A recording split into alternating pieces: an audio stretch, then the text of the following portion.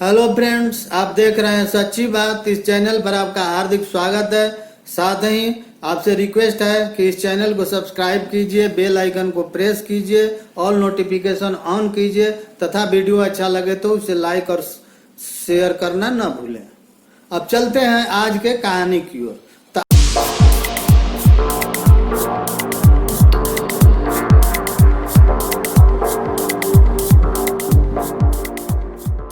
आज की कहानी में एक ऐसे महापुरुष की कहानी है जिसे सुन करके आप हैरान रह जाएंगे। एक ऐसे व्यक्ति थे किसी गांव में जो पूरी जिंदगी गांव वालों को लड़ा लड़ा करके परेशान कर रखता था।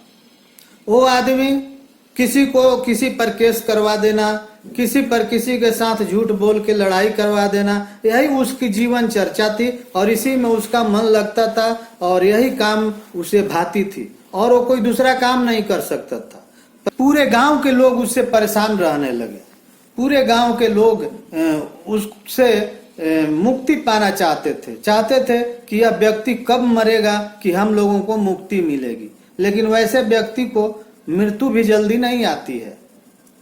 अच्छे व्यक्ति को आप देखे होंगे कि चलते फिरते घूमते रहते उसकी मृत्यु हो जाती है।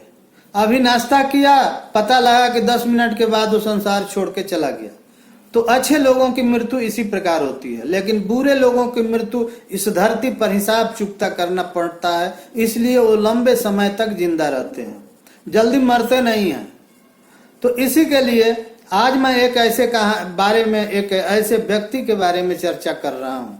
एक व्यक्ति था जो अपने गांव में सबको लड़ाते रहता था। इसकी बात उसके पास मिर्च मसाला लगा करके और बताते रहता था। पहले तो हम लोग सुने थे औरतों के बारे में कि बुढ़िया कुटनी होती है और इसे आप बुढ़िया कुटना बोल सकते हैं, क्योंकि इसका बात उसके पास 4 आने को 20 आना बना करके मिर्च मसाला लगा करके ताकि थोड़ा तीखा लगे बताता था और आपस में झगड़ा कराता था, लड़ाई कराता था।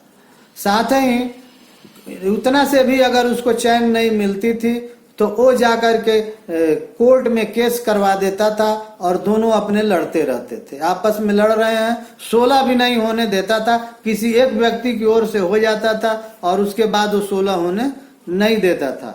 तो इस प्रकार से पूरे गांव वाले एक दूसरे से केस लड़ रहे थे। तो एक समय आता है, हर व्यक्ति का आता है, जब वो ये संसार छोड़ करके चला जाता है। तो वही समय उस व्यक्ति की भी आई। उस व्यक्ति की जब मृत्यु आने वाली थी, काफी ओल्ड एज में हो गया और वो लगा कि अब मैं मर जाऊंगा, तो गांव वालों को बुलाया। तो गांव वाले पहुंचे कि भाई मर रहा है तो बुलाया है, क्या कहेगा, चलो दे सुनते हैं।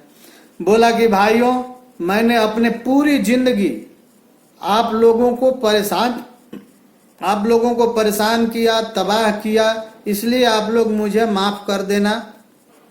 मेरे चलते आप लोग सब लोग केस में उलझे हुए हैं, इसलिए आप लोग केस सभी व्यक्ति मिल करके आपसी मनमुटाव मिटा करके और केस को आप 16 कर लेना और मुझे माफ कर देना।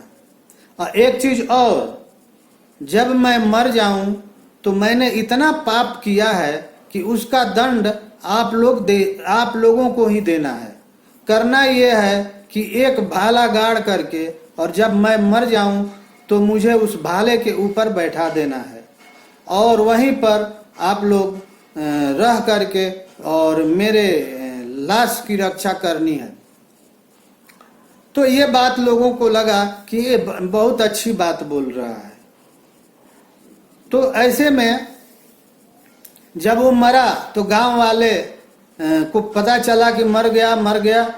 सब लोग जुटे और गांव के बाहर एक भाला मजबूत सा डंटा में लगा हुआ जिस पर उसका लोड वहन कर सके, जमीन में गाड़ करके और उस भाले के ऊपर उसको बैठा दिया गया। बैठाने का परिणाम हुआ कि भाला धीरे धीरे उसके माथे से ऊपर निकल गया गड़ते हुए। अब क्या होती है कि देखिए, उसी समय गांव वाले सब वहां इकट्ठे जुटे हुए हैं। उसी समय कहीं से उस जिला का डीएम, एसपी और कुछ सिपाही लोग उस रास्ते से गुजर रहे थे, उस रास्ते से आ रहे थे, कहीं से आ रहे थे या फिर कहीं जा रहे थे। तो उन लोगों ने देखा कि इतने लोग इकट्ठे हैं और एक व्यक्ति को भाले पर बैठा दिया है।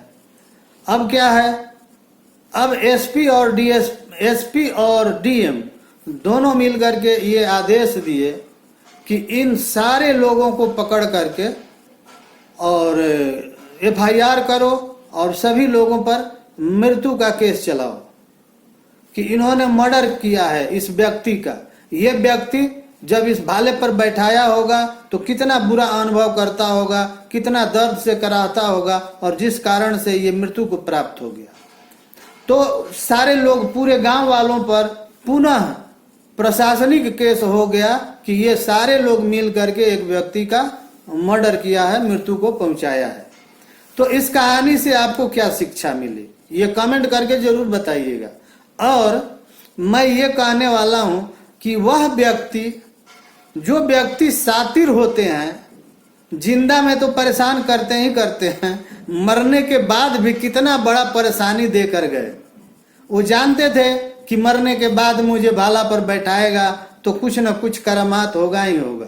तो पूरे जिंदगी वो एक दूसरे से लड़ाता रहा, वैमनस्य कराता रहा और मरने के बाद भी वो चैन से नहीं छोड़ा, बल्कि और बड़ा केस उन लोगों पर, मृत्यु का केस चलना शुरू हो गया और सारे लोग मृत्यु केस में फंस गए। उसके बाद लोग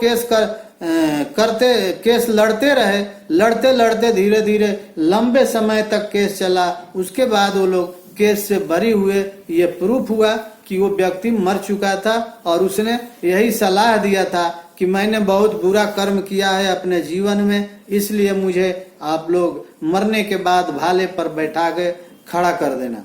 तो इसलिए हम लोगों ने उसके आदेश का पालन किया और वैसा किया।